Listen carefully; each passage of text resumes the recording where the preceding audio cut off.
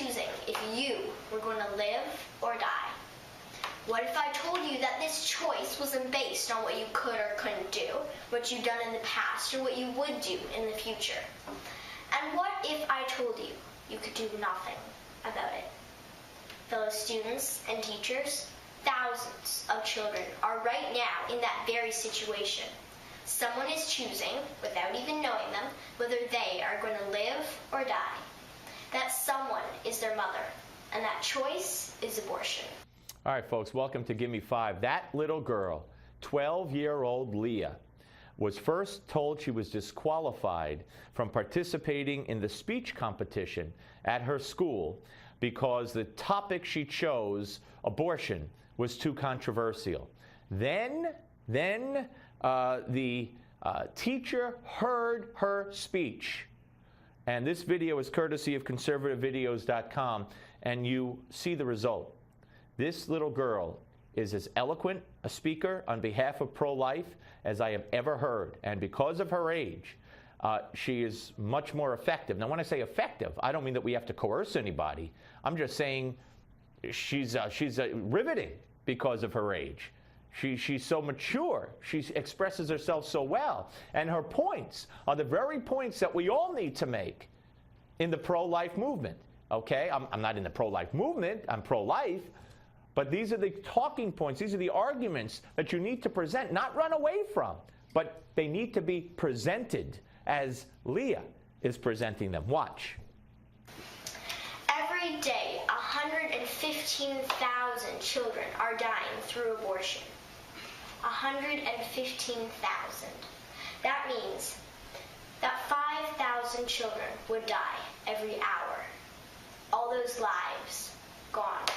All that potential gone. And all that hope and future gone. Now, I know what some of you might be thinking.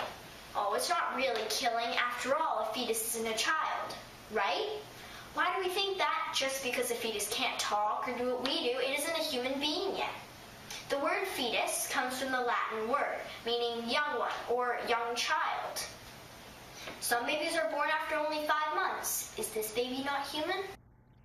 Wow. Wow. You know, I swear, you hear it, you know, if the Republicans could talk about abortion like she talks about abortion, they would win over the American public. The American public already is won over for the most part. They just don't want to realize it, and they run away from it because the media has the Republicans thinking that they're out of the mainstream, when of course it's the left-wing liberal Democrats who want abortion on demand at any time. They're out of the mainstream. Here's more from little Leah. We would never say that, yet abortions are performed on 5-month-old fetuses all the time. Or do we only call them humans if they're wanted? No, fetuses are definitely humans, knit together in their mothers by their wonderful creator, who knows them all by name.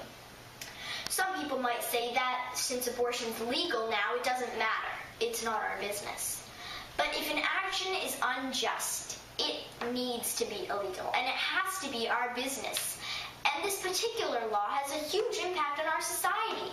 In 1997, over 1 million abortions took place just in the U.S. And just last year, over 42 million abortions happened worldwide. I'd say that's a huge impact. Yeah, so would I.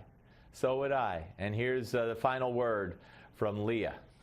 Thank you for taking time to think about the issue of abortion, to think about the unborn, and to think about the effects of abortion on a mother. If you walk away with anything after this speech, walk away with the words of Horton. You know him, that elephant that risked his life to save that little speck. Remember him and his famous quote. Even though you can't see them or hear them at all, a person's a person, no matter how small. Thank you. Oh my goodness. Oh my goodness. This little girl could grow up to be anything she wants to be. Bravo. If you're not touched by that, you're not human. Steve Malzberg Show, Newsmax Television.